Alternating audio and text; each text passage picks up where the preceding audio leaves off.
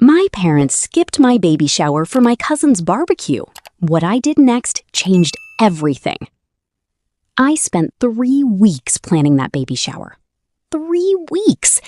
Not because I wanted something extravagant, I wasn't one of those Pinterest perfect moms, but because I thought for once my family would show up for me. Balloons and soft pastels, a homemade dessert table, tiny cupcakes with little gold stars. I even hand-wrote thank you cards in advance. Yeah, I'm that kind of person. The kind who cares too much. By 10:45 a.m., everything was ready. Guests were supposed to arrive at 11. At 11:10, my best friend Leela was there. At 11:20, my coworker Jenna showed up. By 11:45, still no sign of my parents. I kept checking my phone, pretending I wasn't. You know that feeling when you don't want to look desperate, but your heart is basically glued to the screen? At 12:03, I finally got a text from my mom. "Running late, sweetheart. Don't wait for us." That was it. No explanation, no apology, just don't wait. I stared at the message, reading it over and over, like maybe the meaning would change the 5th time. Leela leaned closer. "They're still coming, right?" "Yeah," I said quickly. "They just got delayed." But something felt off. My dad is the kind of man who arrives 20 minutes early to everything. Birthdays, weddings, even dentist appointments. Late? That wasn't him. At 12:30, guests had already started eating. People were smiling, chatting, laughing, but I couldn't focus because the 2 people I wanted there the most were missing. Then my phone buzzed again. This time, it wasn't a text. It was Instagram. And I really wish I hadn't opened it. There it was. A story posted by my cousin, Ashley. Bright sunshine, loud music, a grill smoking in the background. And right in the center of the frame, my mom, laughing. My dad, flipping burgers. The caption? "Family barbecue day. Nothing better than this. Heart emoji." I froze. Like my brain just shut down for a second. They weren't late. They weren't stuck in traffic. They didn't forget. They chose her. Again. Because Ashley always had to be the center of attention. Her birthdays were week-long events. Her engagement party had a live band. Her dog even had a themed birthday cake. And me? I got "don't wait for us." I don't even remember what Lila was saying when she saw my face change. I just remember standing there, holding my phone, feeling something crack inside my chest. Not loudly, not dramatically, just quietly. Like something that had been breaking for years finally gave up. I smiled.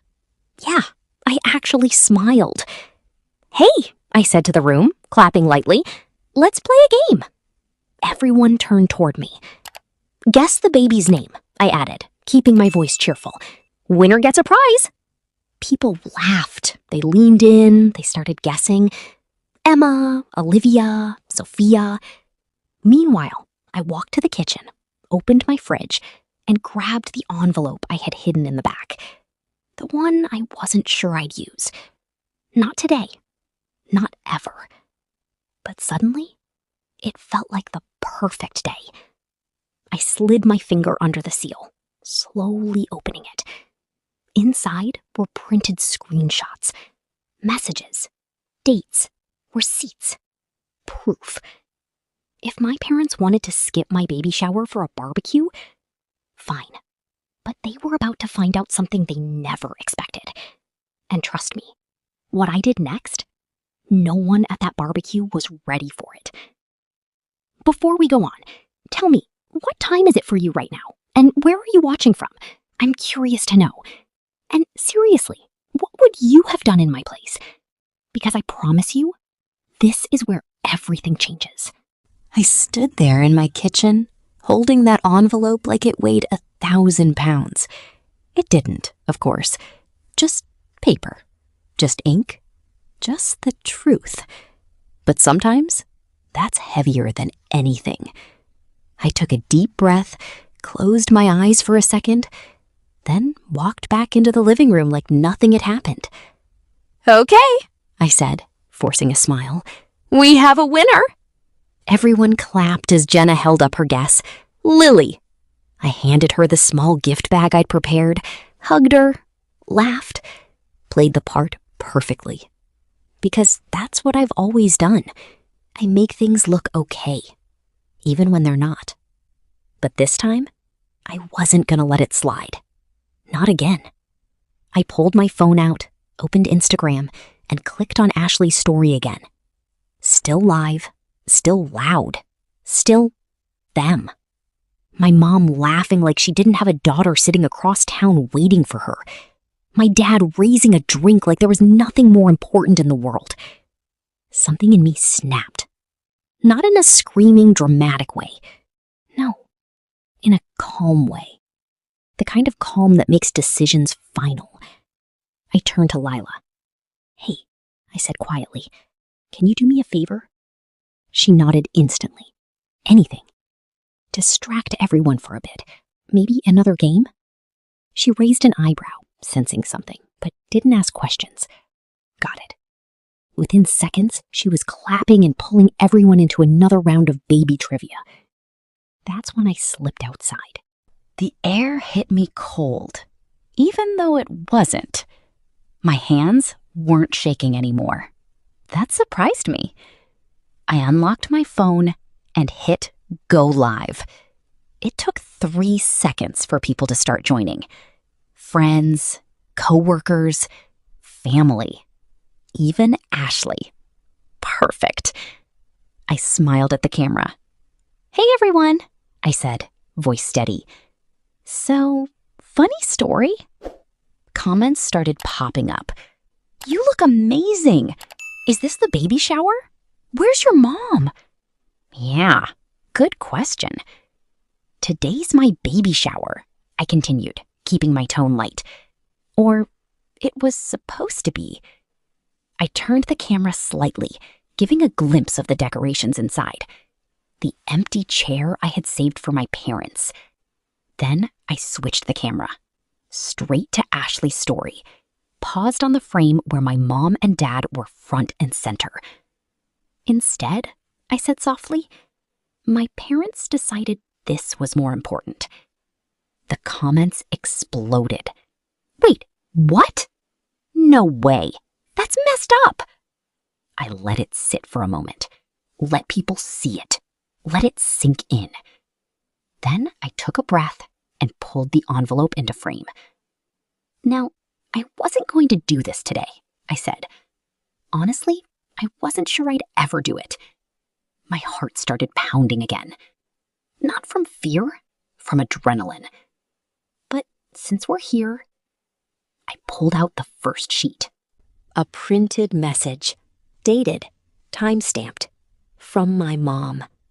I held it up just enough for people to read. "We can't make it to your graduation dinner.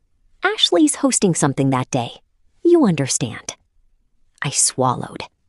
Then pulled out another. And this one? My birthday. Same thing. Another. And this? The day I told them I was pregnant. My voice cracked slightly. That one still hurt. "We're busy this weekend. We'll celebrate later." Later never came. The comments slowed. People weren't reacting as much anymore. They were reading, listening, realizing. "This isn't about today," I said quietly. "It's about every time I came second." I looked straight into the camera, and for the first time, I stopped smiling. But today, I'm done being second. I folded the papers carefully, slipped them back into the envelope. Then I said the one thing I had been holding in for years. If my parents can skip their daughter's baby shower for a barbecue, I paused, let it land. then they don't get to be grandparents to my child. Silence. Even through a screen, you could feel it.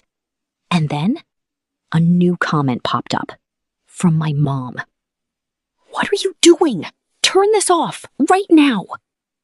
I stared at it for a long second. Then I smiled again. But this time, it wasn't fake. "Too late," I whispered, and I ended the live. When I walked back inside, everyone went quiet. Lila looked at me like she didn't recognize me. "Are you okay?" she asked softly. I nodded. "I think," I said slowly, "I finally am." But deep down, I knew this wasn't over. Not even close. Because if there's one thing my family hates more than confrontation, it's losing control. And what they did next, I never saw coming. I didn't even have time to sit down before my phone started exploding. Calls, messages, notifications, nonstop. I glanced at the screen. Mom, Dad, Ashley, over and over again. I let it ring. For once in my life, I let them wait. Lila gently touched my arm. "You might want to check those." I nodded, exhaling slowly, then opened my messages. My mom's text was first. "How could you embarrass us like that? Take it down now." No, "Are you okay?" No, "We're sorry." Just damage control. My dad's message came next. "You've gone too far. This isn't how family handles things." I actually laughed, out loud, because apparently family was skipping your pregnant daughter's baby shower for burgers and selfies. Ashley? Oh, she had a lot to say. "You're so dramatic. It was just a barbecue. You're really doing all this for attention?" That one stung. Not because it was true, but because it was what they'd always believed about me. That my feelings were exaggerations. That my pain was inconvenient. I locked my phone and placed it face down. "I'm not responding," I said quietly. Lila nodded. Good. And for a moment, it was peaceful. People started talking again. Softly at first, then louder. Someone turned the music back on. Life kept moving. And for the first time that day, I actually felt present. I sat down, resting my hand on my belly. "Hey," I whispered, barely audible. "I've got you. I promise." Because that's what this was really about. Not revenge, not drama, protection. Later that evening, after everyone left and the decorations were half taken down, my phone buzzed again. This time, it was a voicemail from my dad. I stared at it for a long second before pressing play. His voice came through, tight, controlled, but not angry. Something else. "Hey, it's me," he started. "Listen, I think we need to talk." A pause. I didn't realize it was this bad. Another pause. And then, quieter. "That's on me." I blinked, because I wasn't expecting that. Not from him. "Call me when you're ready," he finished. The line clicked off. I sat there in silence, processing. Lila, who had stayed behind to help clean up, looked over. "Well?" I hesitated, because this was the moment, right?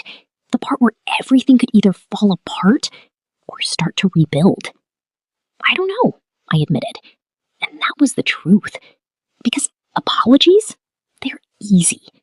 Change, that's the hard part. The next morning, I woke up to something I didn't expect. Not more messages, not more calls, but a post from my mom. A photo of my baby shower, the decorations, the cake, the empty chair. And the caption? "We made a mistake, and we're going to spend the rest of our lives making it right." I stared at it, unsure what to feel. Relief? Skepticism? Hope? Maybe all three. Because words are one thing, but showing up? That's everything. A week later, they came over. No big gestures, no excuses, just quiet. My mom brought food. My dad fixed a loose cabinet in the kitchen. Small things. Normal things. And before they left, my mom stopped at the door, tears in her eyes. "Can we try again?" she asked softly. I looked at her. Really looked. Not as the woman who hurt me, but as the woman who might be trying to change. I placed a hand on my belly, then nodded. "Yeah," I said, "we can try." Because forgiveness doesn't mean forgetting, and it doesn't mean things go back to the way they were. It means you choose what happens next. And this time, I was choosing me and my child. No more second place. No more quiet hurt. Just a new beginning. If this story hits you even a little, make sure you like and subscribe, because stories like this, they remind us we're not alone. And tell me, would you have forgiven them or walked away for good?